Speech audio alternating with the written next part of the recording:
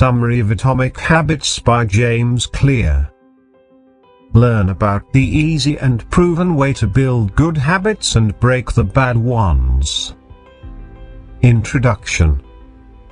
If you're looking to get your life back on track, then Atomic Habits offers an easy framework for improving your life every day. James Clear, one of the world's leading experts on habit formation, reveals strategies to help you form good habits and break the bad ones. You'll also learn to recognize how tiny daily habits can have an incredible impact on your life and your future. If you find that you struggle to change your habits, the problem isn't you, but your system. You see, your brain is wired to complete activities that are both easy and provide immediate gratification. Luckily, James Clear provides a proven system that will help you change your habits and take your life to new heights. Through this book, you will learn how to make time for new habits, overcome a lack of motivation and willpower, design your environment to make success easier, and learn how tracking your habits and finding an accountability partner will help you succeed. Chapter number 1. Why small habits can make a big difference when it comes to success. Many people are focused on the wrong thing.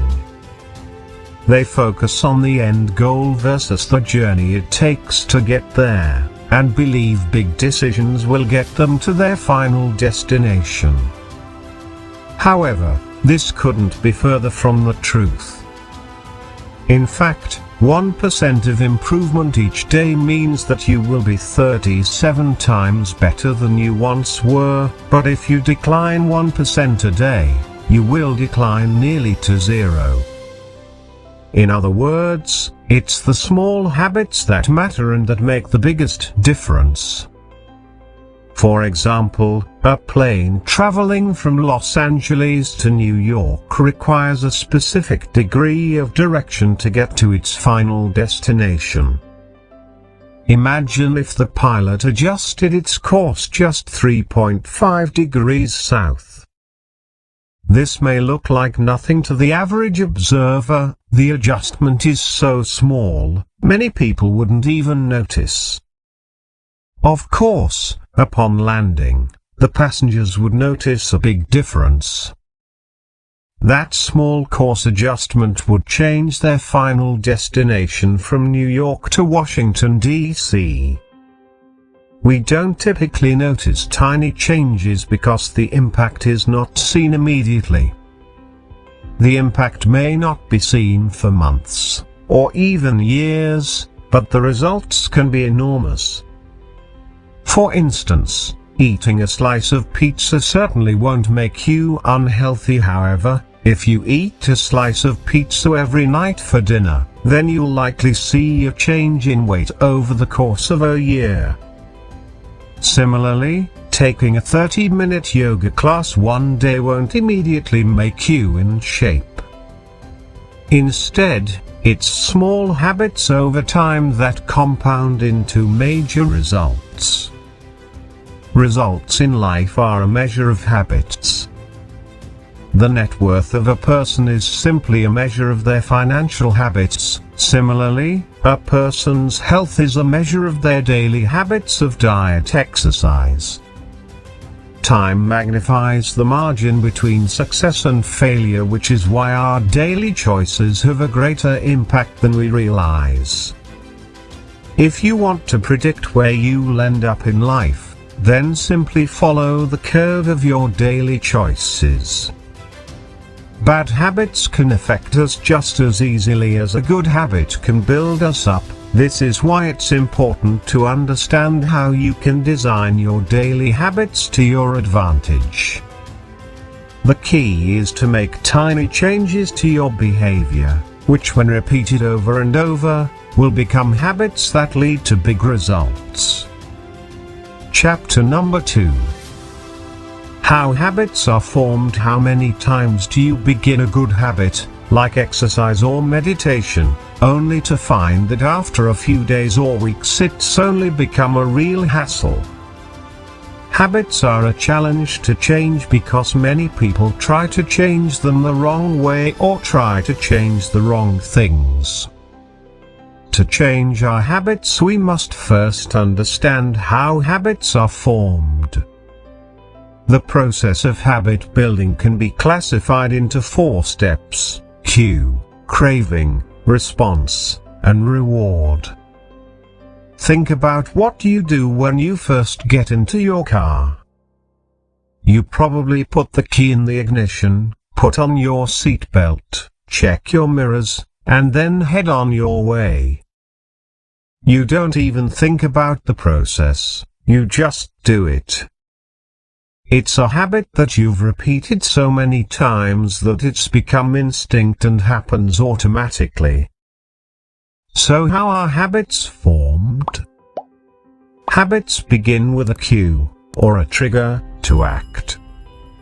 For instance, getting into your car cues you to perform an action that will get you from one destination to the next. The second step is craving for a change in state. In this case, you want to go somewhere. Your response is to put the car in drive and go. The final step is the reward, a feeling of relief or comfort that comes from arriving at your destination safely. This habit loop can be applied to many habits that you complete daily. For instance, brushing your teeth in the morning. Your cue might be eating breakfast or drinking coffee, triggering a craving to feel fresh and clean. Your response is to head to the bathroom sink and prepare your toothbrush. Your reward is a mouth that feels fresh and makes you ready to take on your day. The cue always triggers a craving, which motivates a response. Then a reward is provided, satisfying the craving and becoming affiliated with the cue. Our behaviors are driven by a desire to solve a particular problem, which is part of the cue and craving phase of the habit loop. For instance, the problem phase might include the cue of your phone buzzing with a new text message. The craving is that you want to learn the contents of that message. Then comes the solution phase. You respond by grabbing and unlocking your phone. The reward is satisfying the craving to read the message. Of course, these habits aren't all that bad. However, when we adopt unhealthy or bad habits, we see the effects years later and the habits become harder to break. That's why it's important to understand the habit loop, so you can learn how to replace your cues, cravings, responses, and rewards to create better habits. Let's see how you can begin creating better habits. Chapter number 3. Make it obvious when it comes to cues, such as the buzzing of our phone or the drinking of coffee, we are prompted to check our messages or brush our teeth. But once you understand how our actions can be influenced by certain stimuli, you can learn how to manipulate your cues to implement better habits. For instance, Anne Thorndike, a primary care physician at the Massachusetts General Hospital in Boston, believed she could improve the eating habits of thousands of hospital staff and visitors simply by manipulating their environment. She decided to replace soda with bottled water in the refrigerators next to the cash register. But she didn't stop there. She added bottled water to every drinking station across the cafeteria. Over 3 months, the number of bottled water sold increased by 25.8%, while soda sales dropped by 11.4%. By making simple adjustments, People made healthier choices because the cue to drink water was more prevalent than soda. You see, the most powerful sensory ability in humans is our vision. The human body contains almost 11 million sensory receptors and almost 10 million are dedicated to sight alone. In other words, visual cues are among the highest motivation for behaviors. Therefore, a small change in what we see can lead to a big change in what we do. Luckily, we can design our environment to our advantage. But how? Let's say you want to create a habit of practicing guitar. You'll be far less likely to practice if you keep your guitar locked away in a box in your closet. Instead, you should place your guitar somewhere easily seen, like the middle of the room. If you want to eat healthier, place snacks on the counter in plain sight instead of hiding somewhere in the pantry. Want to work out more?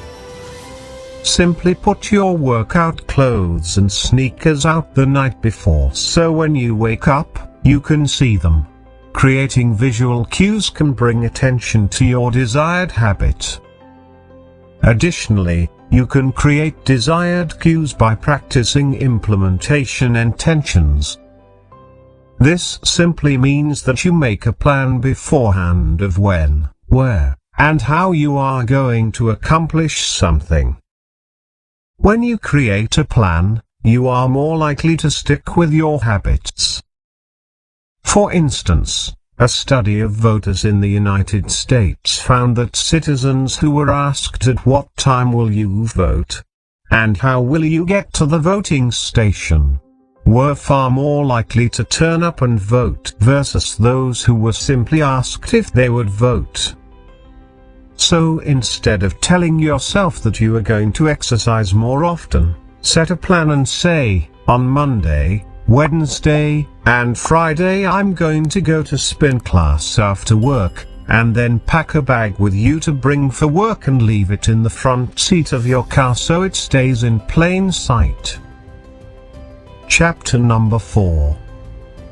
Make it attractive. Every day we are bombarded with advertisements aimed at making clothing, food, home goods, anything more attractive.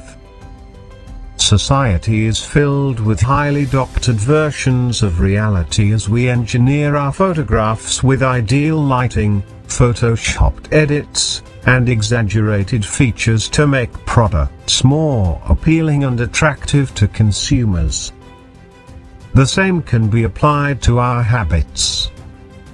The more attractive something is, the more likely we are going to adopt it as a habit. You see, when we do something pleasurable like eat food or have sex, our brains release a hormone called dopamine, which makes us feel good. But we don't have to actually do those activities. Our brains release dopamine when we anticipate those pleasurable activities as well. This is simply our brain encouraging us to partake in a certain activity and rewarding us by feeling good. Remember feeling the excitement of Christmas morning as a child? That's because children anticipate the receiving of gifts and the visiting of Santa. Their brains release dopamine that associates Christmas with feeling good. Of course, some activities that make us feel good aren't necessarily good for us. For instance, people easily become addicted to sex, drugs, and food, all of which make them feel good in the moments leading up to and during the activity. However, these addictions can affect our health and our relationships.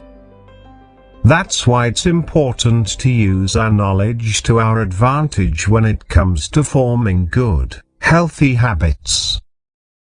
If we make a habit of something that we look forward to, then we'll become more likely to follow through. One way to do this is through temptation bundling. Temptation bundling aims to make habits more attractive. It works when you link an action you want to do with an action you need to do.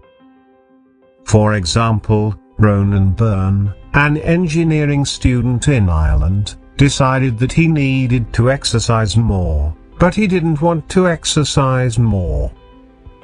A problem many of us can relate to. Something else we can probably relate to is the fact that Ronan enjoyed watching Netflix.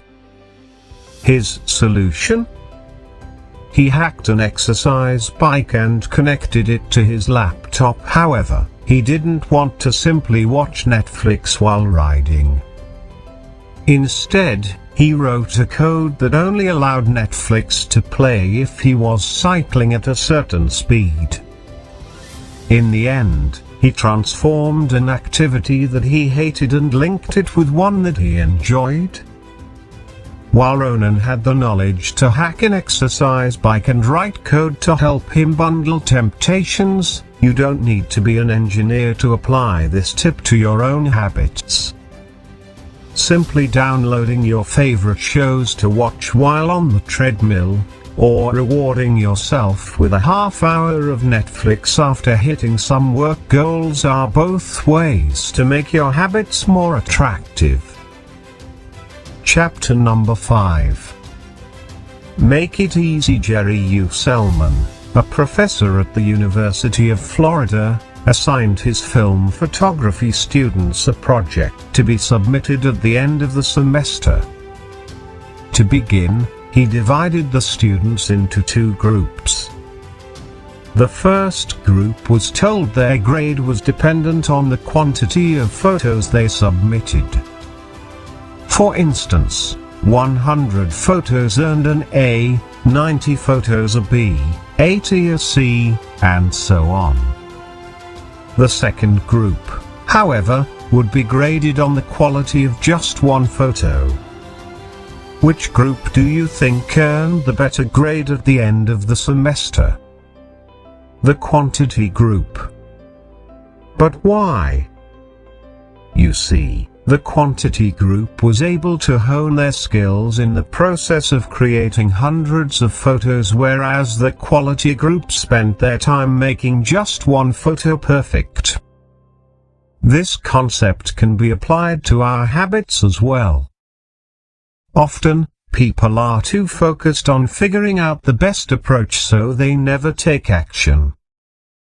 They may research, plan, and strategize, but never act on the habits they wish to create. Therefore, the key to mastering any habit is to stop worrying over how long it'll take to form a new habit. Instead, make it easy and simply do it. As humans, many of us are motivated to do what is easy. The more energy a habit requires, the less likely we are to repeat it. Of course, making a hard habit easy might seem impossible, but there are many tips and tricks to make even the most difficult habits easy. For instance, the habit of sending cards for celebrations, birthdays, condolences, etc. is a nice habit to have, but the effort of going out to the store, picking one out, writing a message, and finally sending it out creates friction and makes us less likely to do it. However, the author's wife has created a hack to make a habit of sending cards a bit easier. By buying cards in bulk and storing them in the house, the author and his wife are far more likely to follow through with sending cards. They made the process easy.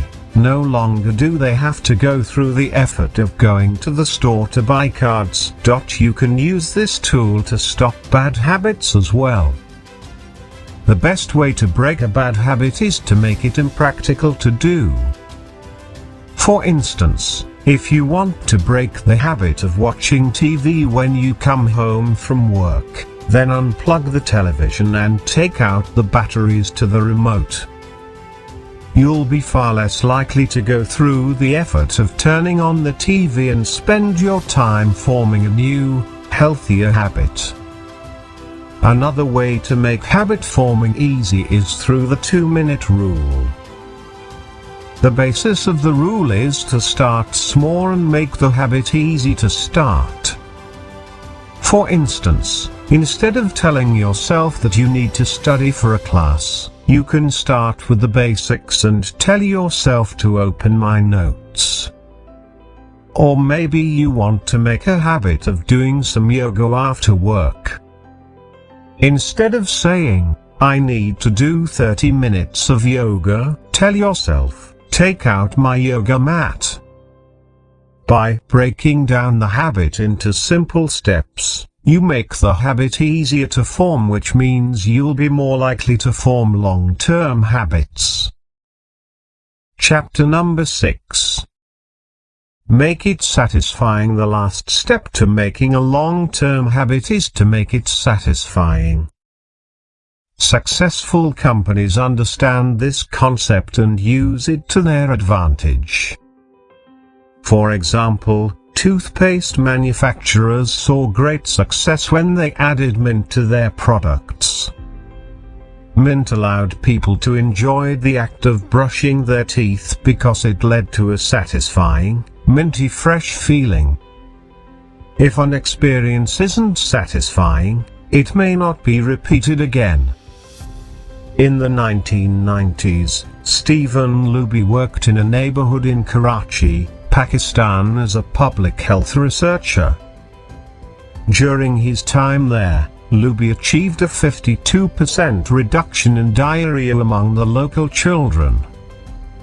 In addition, pneumonia rates dropped by 48% and skin infections by 35%. How did he achieve this? By introducing good soap. If you grew up in a westernized society, then you understand the importance of hand washing as a basic hygiene skill. Of course, the locals of the Pakistani neighborhood understood this as well, but they failed to create a healthy habit of washing hands. Luby recognized the need for a good soap to make the act of hand washing a satisfying experience, so he partnered with Procter & Gamble to introduce a premium soap to the neighborhood. Seemingly overnight, hand washing became satisfying. The new soap lathered well and smelled nice. People now enjoyed the pleasurable experience and made a habit of washing their hands. While washing our hands or brushing our teeth brings immediate satisfaction, many other habits don't. This is called a delayed reward environment. For instance, we go to work every day, but the reward of receiving a paycheck might not come until the end of the month. Similarly, you may start going to the gym every morning, but you won't see the rewards of weight loss and toned muscles until weeks or even months later. On the other hand, habits that result in immediate satisfaction might see delayed consequences. This is why people still smoke when they know the risks could cost them their lives. The consequence of cancer might not come until 20 years later, but at the moment, it relieves stress and satisfies that nicotine craving.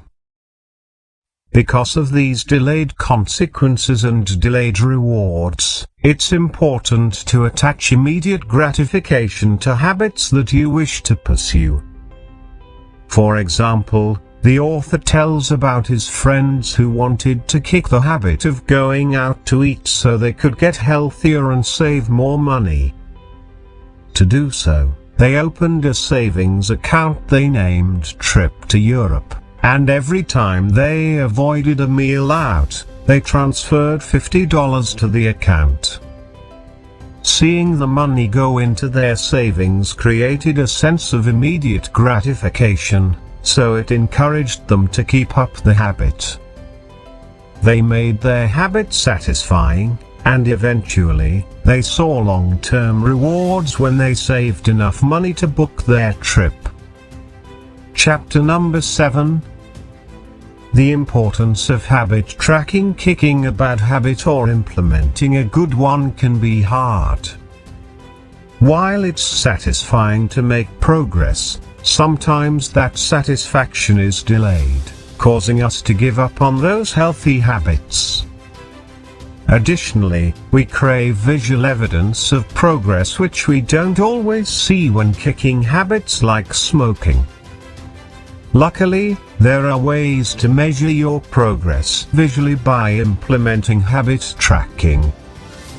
Habit tracking is a simple but effective technique to ensure that you are staying on track. This technique is nothing new, however. In fact, Benjamin Franklin successfully tracked his habits, who, at the age of 20, started carrying around a booklet everywhere he went. In his booklet, Franklin recorded each time he adhered to his 13 personal virtues. His virtues consisted of activities to avoid, like frivolous conversations, but also included things he should do each day, like always do something useful. Each night, Franklin would record his successes, making a visual diary of his healthy habits. The most simple technique is to use a calendar to cross off when you complete your desired daily habits. When you track your habits through a calendar or a diary, you will find that you are more likely to adhere to those habits. Tracking is not only obvious and creates a visual measure of your progress, but it's also an attractive, satisfying habit. At the end of the day, when you've accomplished whatever it is you aim to accomplish, you'll feel a sense of anticipation in the action of crossing off each day. Research has also shown that most people who track their progress on goals like weight loss, lowering blood pressure, and quitting smoking are more likely to improve than those who do not. Additionally, having an accountability partner or implementing a habit contract can change everything. Just as people are more likely to repeat an experience that is satisfying, they are also likely to avoid an experience that is either painful or costly. In other words, behavior changes when there is an immediate consequence.